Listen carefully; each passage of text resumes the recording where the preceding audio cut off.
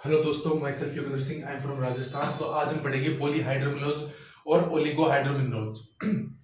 तो दोस्तों, दोनों की जो डेफिनेशन है वो सबसे पहले मैं आपको बता देता हूँ, या फिर सबसे पहले बात करते हैं पॉलीहाइड्रोमिनोज की। पॉलीहाइड्रोमिनोज, तो ये क्या है इसका दोस्तों? इंट्रोडक्शन की बात कर रहे हैं, इंट्रो की बात कर रहे हैं। तो देखो, इसको पॉली को तोड़ते हैं, शब्दों में तोड़ते हैं, तो उसको शब्दों में कैसे तोड़ेंगे? देखो, सबसे पहले पॉली की बात करें तो पॉली का मतलब आपको पता होता है ज्यादा होना। ठीक है, पॉली का मतलब क्या होता है? ज्यादा, एक्सेसिव, एक्सेसिव। और हाइड्रो का मतलब क्या होता है? वाटर या फ्लूइड। तो कौन सा फ्लूइड? Amniotic fluid.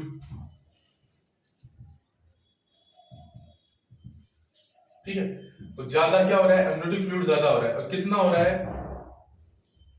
2000 ml या फिर 2 लीटर हो रहा है। ठीक है, और इसका जो एमनियोटिक फ्लूइड फ्लूइड इंडेक्स होता है, AFI, वो कितना है? 25 सेंटीमीटर से अबव। ठीक है, तो ये है पॉलीहाइड्रोमिनोज की कंडीशन। ठीक है, इसको इंट्रो बता रखा है। अब बात करते हैं इंट्रो ओलिगो का। इंट्रो ओलिगो का बात करते हैं। Oligohydramnios, oligohydramnios. तो ओली का मतलब क्या होता है दोस्तों? कम या लैक। और हाइड्रोमिनोज का मतलब क्या होता है? वाटर या एमनियोटिक फ्लूइड, एमनियोटिक फ्लूइड। तो इसमें क्या होता है? एमनियोटिक फ्लूइड की मात्रा है वो क्या हो रही है? कम हो रही है। कितनी हो रही है? टर्म के समय, टर्म के समय कितनी हो रही है? 200 ml से कम मात्रा हो रही है। और जो AFI है दोस्तों, वो कितना हो रहा है? AFI का फुल फॉर्म होती है दोस्तों amniotic fluid index. Amniotic fluid index ये होती है दोस्तों 25 सेंटीमीटर, सॉरी 5 सेंटीमीटर से कम होती है। ठीक है, तो ये यहां तक कोई दिक्कत आपको दोनों के अंदर? तो दोनों की डेफिनेशन बनाते हैं। चलो, इसकी डेफिनेशन बनाते हैं सबसे पहले।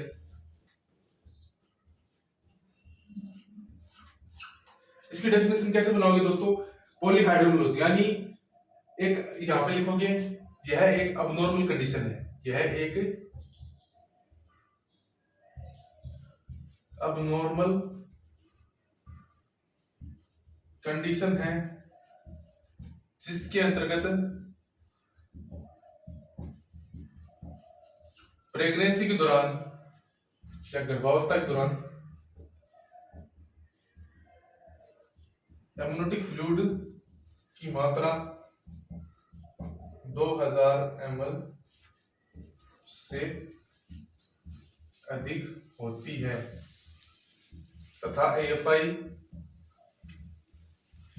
25 सेंटीमीटर से अधिक होती है को पॉलीहाइड्रोमिनोज कहते हैं। ठीक है,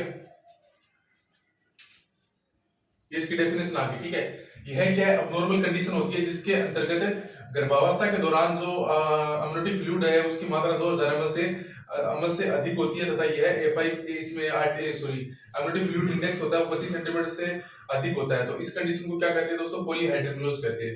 अब बात करते हैं ओलिगोहाइड्रोमिनोज की डेफिनेशन की। तो इसके डेफिनेशन में क्या लिखोगे कि टर्म के समय एमनियोटिक फ्लूइड की मात्रा 200 ml से कम होना बेसिकली क्या कहलाता है? ओलिगो हाइड्रेमिनोज कहलाता है। इसमें AFI बेसिकली या लिख दो ना, AFI 5 सेंटीमीटर से भी क्या होती है? से कम होती है। तो ये यहाँ पर आपका डेफिनेशन दोनों की बन गई और दोनों को समझ लिया आपने अच्छी तरीके से। ठीक है,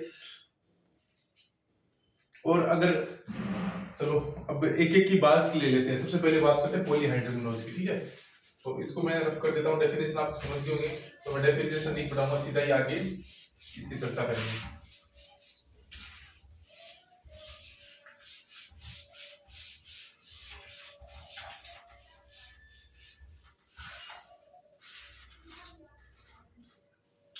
सबसे पहले पॉलीहाइड्रोमिनोज की डेफिनेशन हमने अच्छे से पढ़ ली। यानी पॉलीहाइड्रोमिनोज की डेफिनेशन क्या होगी दोस्तों, यह एक अबनॉर्मल कंडीशन होती है जिसके अंतर्गत जो प्रेगनेंसी के दौरान एमनियोटिक फ्लूइड की मात्रा है 2000 ml या फिर 2 लीटर से भी अधिक हो जाती है। साथ ही जो एमनियोटिक फ्लूइड इंडेक्स होता है उसकी मात्रा 25 सेंटीमीटर से अधिक हो जाती है। ऐसी कंडीशन को क्या कहते हैं, पॉलीहाइड्रोमिनोज कहते हैं। अगर इसके इंसिडेंस की बात करें, इंसिडेंस की बात करें तो लगभग 1 से 2% होता है। यानी कहने मतलब होता है 100 प्रेगनेंसी में से 1 या 2 लोगों में ये देखने को मिलता है पॉलीहाइड्रोमिनोज। ठीक है, अब इसके बात करते हैं कोज। ठीक है, बात करते हैं इसके कोजेज। कोजेज की बात करें तो सबसे बड़ा इसका पहला कोज होता है दोस्तों, वो होता है अमनियोटिक फ्लूइड है उसका उत्पादन। इसका एग्जैक्ट कोज तो अननोन है, यानी एग्जैक्ट कोज क्या है दोस्तों, अननोन है। कुछ संभावित कारण हो सकते हैं, कुछ संभावित कारण हो सकते हैं। सबसे पहला क्या कारण दे रखा, दूसरा क्या कारण दे रखा है इसमें कि जो एमनियोटिक फ्लूइड है उसका उत्पादन ज्यादा हो रहा है और उसका अवशोषण कम हो रहा है। एमनियोटिक फ्लूइड का उत्पादन क्या हो रहा है दोस्तों, ज्यादा, वह अवशोषण क्या हो रहा है दोस्तों, कम हो रहा है। ये कारण होता है। इसके अलावा multiple pregnancy,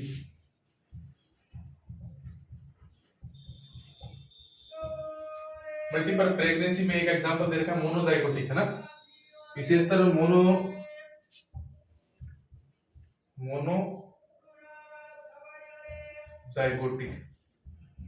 monozygotic multiple pregnancy में पाया जाता है। ठीक है, मल्टीपल,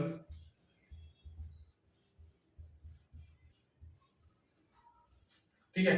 तो इसमें कैसे इसमें होता है दोस्तों, इसमें कैसे होता है, जब एक या एक से अधिक, 2 या 2 से अधिक जो बच्चे होते हैं वो अगर यूट्रस में पलते हैं तो उसके कारण क्या होता है कि जो अमनियोटिक फ्लूइड होता है उसको भी वो भी ज्यादा चाहिएगा, क्योंकि एक बच्चा होता है उसके लिए अलग क्राइटेरिया होता है। लेकिन जब 2 या 2 से अधिक बच्चे होते हैं तो उस कंडीशन में हमें क्या करना पड़ता है, अमनियोटिक फ्लूइड है वो उसकी रिक्वायरमेंट होती है दोनों बच्चों के आधार पर। तो इस कारण क्या होता है, अमनियोटिक फ्लूइड की मात्रा कई बार ज्यादा हो जाती है। ठीक है, फीटस पाई जाने वाली जन्मजात विकृति यानी congenital malformation, congenital malformation of foetus. Foetus में कोई कंजेनाइटल मालफॉर्मेशन है तो उसके कारण भी क्या हो सकता है, एमनियोटिक फ्लूइड की मात्रा ज्यादा हो सकती है। और न्यूरोलॉजिकल डिसऑर्डर, न्यूरोलॉजिकल तो ये किसमें आ रहे हैं, ये सभी शिशु के अंदर आ रहे हैं डिसऑर्डर। ठीक है, न्यूरोलॉजिकल डिसऑर्डर, जैसे इसका एग्जांपल है दोस्तों स्पाइना बायाफिडा। ठीक है, स्पाइना बायाफिडा और एनसीफेली,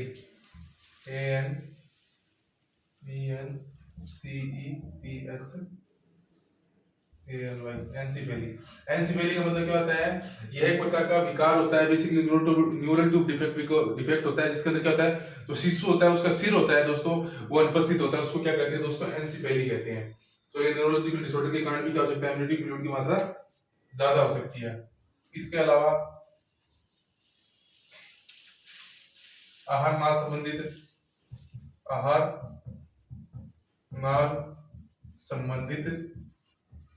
विकार। आहार नाल संबंधी विकार में क्या क्या आ जाता है दोस्तों, इसके अंदर आ जाता है CLFT, क्लेफ्ट पैलेट,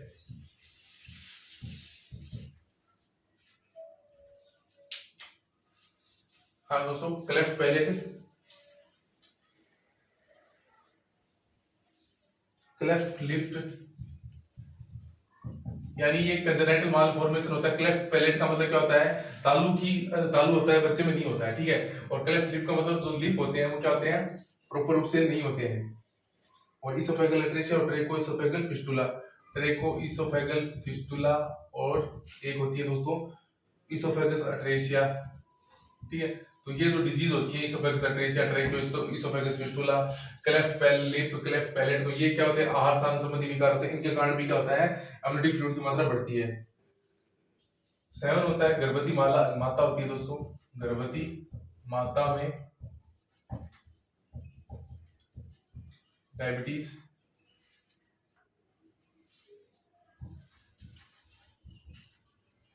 फिर गर्भवती माता में क्या होगा, डायबिटीज मेलाइटस होता है। तो गर्भवती माता में जब डायबिटीज मेलाइटस होता है तो उसके कारण क्या होता है दोस्तों, मैटरनल डायबिटीज के कारण गर्भ शिशु में हाइपरग्लाइमिया हो जाता है, हाइपर ग्लेसीमिया हो जाता है। और ग्लेसीमिया होने के कारण क्या होता है दोस्तों, बेसिकली हाइपरग्लाइसीमिया होगा तो उसके कारण एमनियोटिक फ्लूइड की मात्रा क्या होगी, इंक्रीज होगी, यानी एमनियोटिक फ्लूइड क्या होगा दोस्तों, बढ़ेगा। क्यों बढ़ेगा, क्योंकि गर्भवती माता में डायबिटीज मेलाइटस है। तो डायबिटीज मेलाइटस होने के कारण क्या होता है कि शिशु के अंदर क्या होगा, हाइपरग्लाइसीमिया हो जाएगा, यानी ग्लूकोज के लेवल का स्तर क्या हो जाएगा, इंक्रीज हो जाएगा। उसके कारण क्या होगा, शिशु यूरिन ज्यादा पास आउट करेगा, जिस कारण एमनियोटिक फ्लूइड में भी इंक्रीजमेंट देखने को मिलता है। तो यहाँ तक आपको कोई दिक्कत खोज में?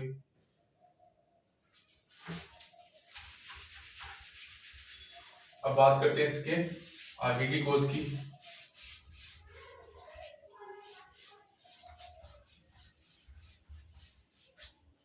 आगे कोज की बात करें तो इसमें एक होता है दोस्तों, फीटस में मौजूद रेनल या कार्डिक डिजीज, रेनल या कार्डिक डिजीज किसमें, फीटस में ये होता है दोस्तों 8, ठीक है। और लास्ट का होता है फीटस में पाई जाने वाली गुणसूत्रीय असमानताएं यानी क्रोमोसोमल अबनॉर्मलिटी, गुणसूत्रीय असमानताएं किसमें पाई जाती है, फीटस में, ठीक है। इसमें क्या होती है, एक तो होती है दोस्तों डाउन सिंड्रोम, एक होता है एडवर्ड सिंड्रोम।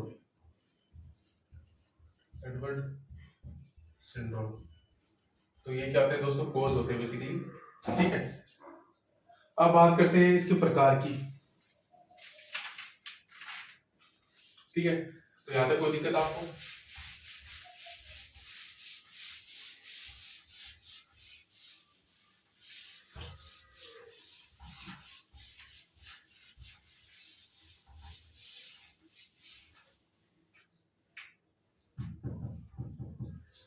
Types of पॉलीहाइड्रेमिनियोस।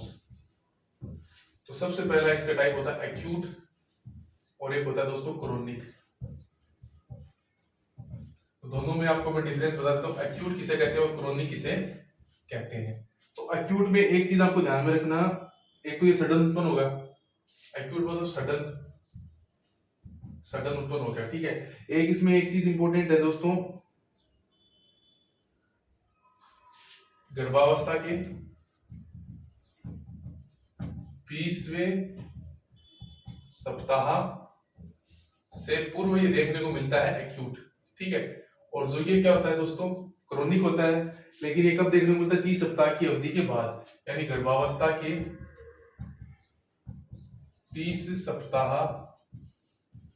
की अवधि के बाद सामान्यतः देखने को मिलता है क्रोनिक, ठीक है। ये जल्दी देखने को मिलता है, यानी गर्भावस्था के 20वें सप्ताह से पूर्व ये देखने को मिलता है, ये गर्भावस्था के 30 वीक की अवधि के दौरान देखने को मिलता है बेसिकली, ठीक है। यहाँ तक कोई दिक्कत, यानी ये तो क्या होता है दोस्तों, सडन होता है और गर्भावस्था के 20वें सप्ताह में। तो आप इसकी डेफिनेशन कैसे बनाओगे एक्यूट की, एक्यूट प्रकार का जो पॉलीहाइड्रोमिनोस होता है ये सडन होता है, इसमें गर्भावस्था के 20वें सप्ताह से पहले है वो एमनियोटिक फ्लूइड की मात्रा है वो 2000 ml से अधिक हो जाती है, तो ऐसी कंडीशन को क्या कहते हैं, एक्यूट कहते हैं। क्रोनिक तो लंबे समय तक होती है, ठीक है। ये सडन उत्पन्न कुछ दिनों में यूट्रस इतना फूल जाता है कि फंडल ऊंचाई होती है वो जिफेस्टनम तक पहुंच जाती है, यानी इसमें क्या होता है कुछ समय बाद भी, मतलब कुछ समय में क्या होता है, जो इसकी फंडल की हाइट होती है, फंडल हाइट होती है दोस्तों, वो क्या होती है, इसका नाम बोलेंगे जिफिस्टर्नम तक पहुंच जाती है। कुछ ही समय में फंडल की हाइट है वो जिफिस्टर्नम तक पहुंच जाती है। और महिला में सीवियर एब्डोमेन पेन तथा उल्टियां हो सकती हैं, क्योंकि एक्यूट होता है ना, इसलिए क्या होता है सीवियर एब्डोमिनल पेन होगा, और साथ में क्या होगा, वोमिटिंग देखने को मिलेगी, वोमिटिंग वो भी क्या होगी, सीवियर देखने को मिलती है, ठीक है। यहाँ तो कोई दिक्कत। और इस प्रकार की पॉलीहाइड्रोमिनोस अचानक पैदा होते हैं, तनाव के कारण मेम्ब्रेन फट सकती है, यानी इसमें क्या हो सकते हैं, अचानक एमनियोटिक फ्लूइड की मात्रा बढ़ने के कारण क्या होती है, मेम्ब्रेन फट सकती है, अचानक एमनियोटिक सॉरी एमनियोटिक फ्लूइड की मात्रा बढ़ने से मेम्ब्रेन रैप्चर हो सकती है, लेकिन सामान्यतः ये देखा नहीं जाता। ठीक है, सामान्यतः ऐसा देखा नहीं जाता और एक्यूट पोलियो बहुत विरले केस होते हैं और सामान्यतः ये देखा नहीं जाता इस प्रकार की कंडीशन को। ठीक है, तो ये एक्यूट है, यानी ये सडन उत्पन्न होता है गर्भावस्था के 20 से सप्ताह से पूर्व ये ऐसी कंडीशन उत्पन्न होती है। कुछ समय में फंडल की जो हाइट है वो जेस्टेशनल तक पहुंच जाती है और सीवियर एब्डोमेन पेन होगा, सीवियर वोमिटिंग होगी और अचानक क्या होगा, जो एमनियोटिक फ्लूइड है उसकी मात्रा में कमी मात्रा बढ़ने से क्या होती है, जो मेम्ब्रेन होती है वो रैप्चर होने के चांस ज्यादा रहते हैं। ये 30 वीक में पाया जाता है और एक्यूट पोलियो की तुलना में 10 गुना अधिक देखने को मिलता है। यानी यह जो एक्यूट के एक्यूट से 10 गुना अधिक देखने को मिलता है, 10 गुना अधिक देखने को मिलता है। ठीक है, और इसमें एमनियोटिक फ्लूइड की मात्रा में वृद्धि धीरे धीरे होती है, यानी एमनियोटिक जो फ्लूइड है दोस्तों की मात्रा में क्या होती है दोस्तों, मात्रा में धीरे धीरे वृद्धि होती है, धीरे धीरे वृद्धि होती है। और इसमें स्वतः गर्भपात होने के चांस होते नहीं, यानी स्वतः गर्भपात नहीं होता इसमें।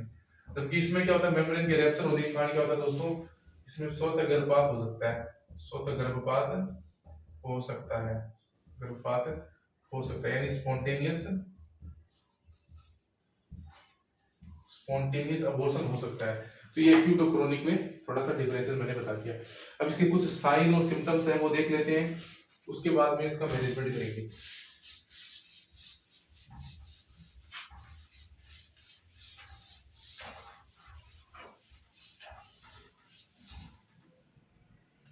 इसके अगर साइन की बात करें तो साइन इसमें क्या क्या देखने को मिलते हैं दोस्तों, एब्डोमेन का आकार तुलनात्मक में अधिक बड़ा हुआ प्रतीत होता है क्योंकि एमनियोटिक फ्लूइड के कारण। तो एब्डोमेन का आकार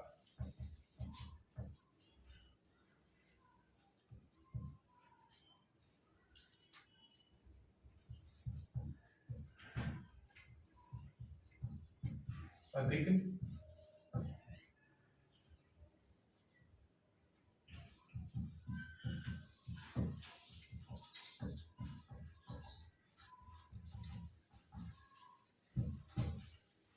ठीक है, और इसमें एमनियोटिक फ्लूइड दूसरा इसमें देर का है फंडल हाइट गर्भावस्था की अवधि की तुलना में अधिक होती है, यानी फंडल हाइट ज्यादा होती है, फंडल हाइट गर्भावस्था की तुलना में ज्यादा होती है। ठीक है, तीसरा और अम्बिलाइकल जो एरिया होता है उसके चारों तरफ सामान्य तुलना में अधिक घेरे बन जाते हैं, यानी नाभि के चारों तरफ घेरे बन जाते हैं अधिक मात्रा में, अधिक मात्रा में। एब्डोमेन स्किन अधिक तनावयुक्त और चमकदार दिखाई देती है, एब्डोमेन स्किन में अधिक तनाव देखने को मिलता है, अधिक तनाव और चमकीली देखने को मिलती है।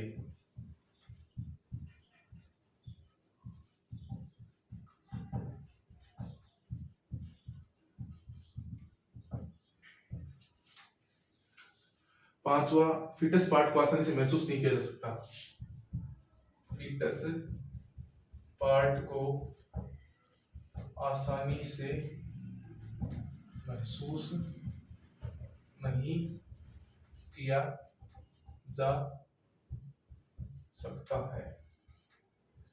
6, फीटोस्कोप की सहायता से एफएचएस सुनना मुश्किल होता है, फीटोस्कोप की सहायता से एफएचएस फीटल हार्ट साउंड सुनना मुश्किल होता है।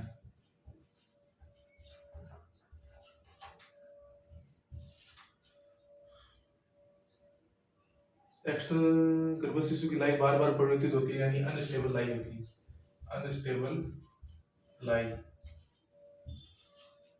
और बस इतने ही है इसके, ठीक है।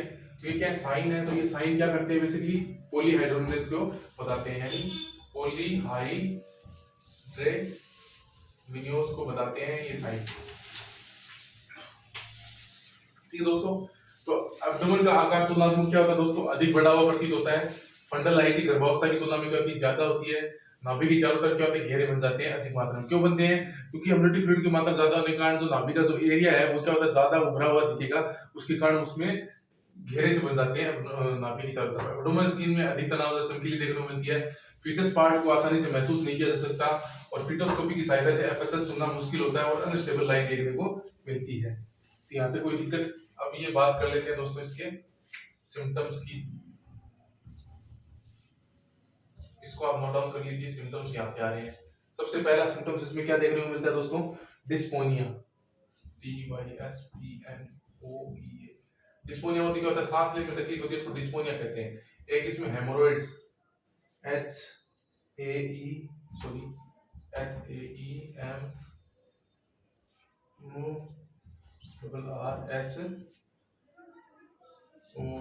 हेमोरॉइड्स। हेमोरॉइड्स का मतलब होता है दोस्तों पाइल्स, या फिर बवासीर जिसको कहते हैं वो, ठीक है। एक इसमें वेरिकोज वेन देखने को मिलती है, वेरिकोज वेन, क्योंकि दबाव ज्यादा पड़ेगा ना, एब्डोमेन में फ्लूइड होगा, उसका दबाव क्या होगा, पैरों पे पड़ेगा, तो उसके कारण क्या होगी, जो पैर होते हैं वहां की जो पीछे वाली जो नसें होती हैं वो क्या होती है, उभार, स्पाइडर की लाइक उभार आने लग जाता है उसमें, उसको कहते हैं वेरिकोज वेन। और एक होती है दोस्तों हेमोरॉइड्स या बेसिकली पाइल्स और डिस्पोनिया देखने को मिलता है। और एक होता है इसमें जो लोअर पार्ट होते हैं बॉडी के, लोअर पार्ट, वहां पर क्या देखने को मिलता है दोस्तों, एडिमा देखने को मिलता है। एडिमा देखने को क्या मिलता है, देखने को मिलता है। ठीक है, एडिमा देखने को मिलता है। और इसमें देखने को मिलता है पाल्पेशन होती है, वो अति धड़कन, यानी इसको कहते हैं पाल्पेट, PALPATI, पाल्पेटेशन देखने को मिलता है, यानी अति धड़कन देखने को मिलती है, अति धड़कन, पाल्पेटेशन देखने को मिलता है। तो ये बेसिकली इसके क्या है, सिम्टम्स होते हैं। डिस्पोनिया देखने को मिलता है, ब्रीथिंग प्रॉब्लम्स में सांस फूलने लग जाता है, उसको डिस्पोनिया कहते हैं। Hemorrhoids, piles, varicose vein, lower part है वो, लोअर पार्ट वहां एडिमा को देखने को मिलता है, और बेसिकली पाल्पेशन यानी अति धड़कन देखने को मिलती है। अब इसका मैनेजमेंट की अगर बात करें तो मैनेजमेंट अपन कर लेते हैं अपना पॉलीहाइड्रोजनेस का मैनेजमेंट।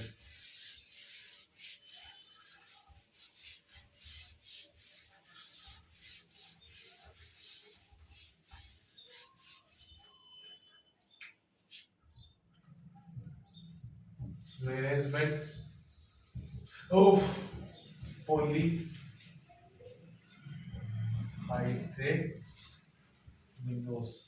बहुत इंपॉर्टेंट है दोस्तों। इसमें दो प्रकार का मैनेजमेंट होगा दोस्तों। सबसे पहले कौन सा होगा, सबसे पहले होगा माइल्ड प्रकार का। अगर किसी प्रकार का माइल्ड प्रकार का क्या है दोस्तों, पॉलीहाइड्रोजनेस है, उसमें क्या करेंगे। और एक होगा सीवियर प्रकार का, सीवियर पॉलीहाइड्रोजनेस, ठीक है। तो इसमें इसका मैनेजमेंट क्या होगा, इसका कुछ ही मैनेजमेंट नहीं होता। महिला को अस्पताल में भर्ती करने की कोई आवश्यकता नहीं होती। अगर माइल्ड प्रकार का पॉलीहाइड्रोजनेस होता है तो उसमें भर्ती करने की कोई आवश्यकता नहीं होती, भर्ती करने की आवश्यकता नहीं है। और प्रॉपर उसे क्या दो, प्रॉपर रूप से बेड रेस्ट प्रोवाइड करो, बेड रेस्ट दो। और जब भी मेम्ब्रेन रप्चर हो उसको हॉस्पिटलाइज करो, हॉस्पिटल में ले लो। जब मेम्ब्रेन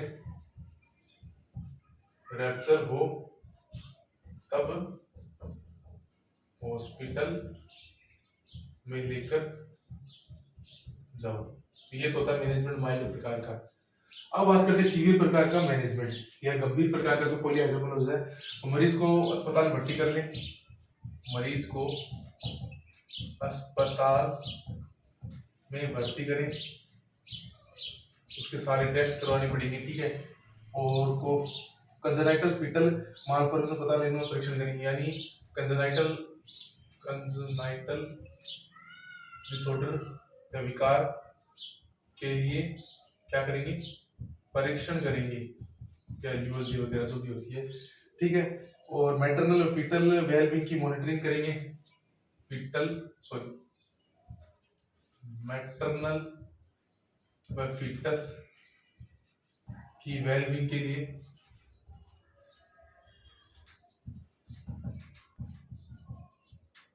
मॉनिटरिंग करेंगे।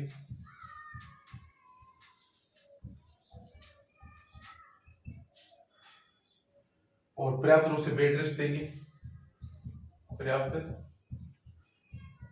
बेड रेस्ट, दर्द निवारक दवाइयां जैसे एनाल्जेसिक,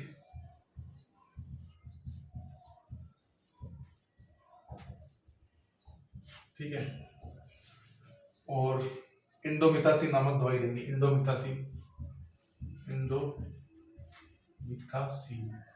तो ये तो क्या होता है दोस्तों, इसका जनरल मैनेजमेंट है।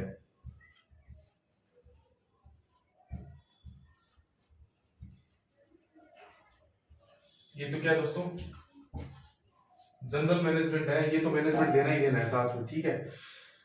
अब बात करते हैं दोस्तों निश्चयात्मक मैनेजमेंट या फिर डेफिनेटिव, DEFINAT डेफिनेटिव मैनेजमेंट। तो डेफिनेटिव मैनेजमेंट की अगर बात करें,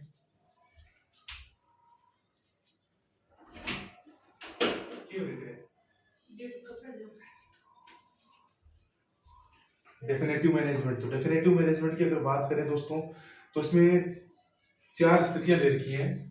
तो 4 स्थितियां अपन देख लेते हैं, इसको एक बार बिठा देता हूं मैं। डेफिनेटिव मैनेजमेंट ऊपर की तरफ कर लेते हैं, ठीक है, ये जनरल मैनेजमेंट था। अब बात करते हैं डेफिनेटिव मैनेजमेंट। डेफिनेटिव मैनेजमेंट में सबसे पहले स्थिति फर्स्ट, सेकंड, थर्ड, फोर्थ, यानी 4 स्थितियां दे रखी है इसमें। सबसे पहली स्थिति क्या है, यदि महिला ट्रीटमेंट को रिस्पॉन्स कर रही है, अगर महिला ट्रीटमेंट को रेस्पॉन्स कर रही है, तो उस कंडीशन में हमें क्या करना पड़ेगा, गर्भावस्था को कंटिन्यू रखेंगे। तो उस कंडीशन में हम क्या रखेंगे, गर्भावस्था को कंटिन्यू रखेंगे। कहने मतलब क्या है, तब कोई दिक्कत नहीं है, एकदम सामान्य सी बात, अगर वो पूरी तरह से रिस्पॉन्स कर रही है तो कोई दिक्कत वाली बात नहीं है। दूसरी कंडीशन क्या है, महिला क्या है, रिस्पॉन्स तो कर रही है, महिला क्या कर रही है, ट्रीटमेंट को रेस्पॉन्स तो कर रही है, रेस्पॉन्स तो क्या कर रही है, कर रही है। साथ में इसमें एक चीज और दे दी इसने कि गर्भावस्था की अवधि 37 सप्ताह से कम हो, वह गर्भावस्था की अवधि 37 सप्ताह से कम हो, तो ऐसी स्थिति में क्या करेंगे, एम्नियोसेंटोसिस करेंगे, ठीक है, क्योंकि उसको जारी रखना है ना, इसलिए एम्नियोसेंटोसिस करेंगे। एम्नियोसेंटोसिस एक प्रक्रिया होती है जिसके तहत क्या किया जाता है, एम्नियोटिक फ्लूइड को बाहर निकाला जाता है। और गर्भावस्था को क्या करेंगे दोस्तों, कंटिन्यू रखेंगे, जारी रखेंगे। अब बात करते हैं तीसरी कंडीशन की। तो तीसरी में क्या देगा, यदि महिला ट्रीटमेंट रिस्पॉन्स नहीं कर रही हो, ये ट्रीटमेंट है दोस्तों, ट्रीटमेंट रिस्पॉन्स नहीं कर रही हो, साथ में क्या हो, उसके गर्भावस्था की अवधि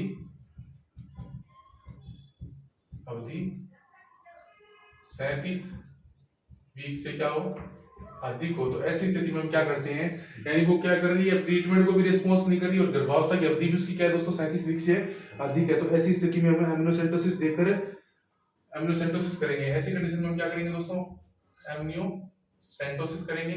और साथ में हम क्या करेंगे, इंड्यूस्ड उसको इंड्यूस्ड तरीके से क्या करेंगे दोस्तों, लेबर करवाएंगे, यानी उसको प्रेरित करेंगे। क्या, किस तरह से प्रेरित करेंगे, ऑक्सीटोसिन ड्रिप प्लस एआर यानी आर्टिफिशियल रैप्चर मेम्ब्रेन करके उसका क्या करेंगे दोस्तों, डिलीवरी कराएंगे उसी समय। क्योंकि वो क्या है, ट्रीटमेंट को रिस्पॉन्स नहीं कर रही है, इस कारण क्या करेंगे, गर्भावस्था की अवधि 37 वीक से अधिक है, उस कंडीशन में एमनोसाइटोसिस करेंगे, तथा इसमें इंड्यूस्ड जो लेबर होता है, इंड्यूस्ड लेबर यानी जो प्रेरित जो प्रसव होता है उसके तहत ऑक्सीटोसिन ड्रिप देकर आर्टिफिशियल रैप्चर मेम्ब्रेन करके इसकी क्या करेंगे दोस्तों, डिलीवरी करवाएंगे।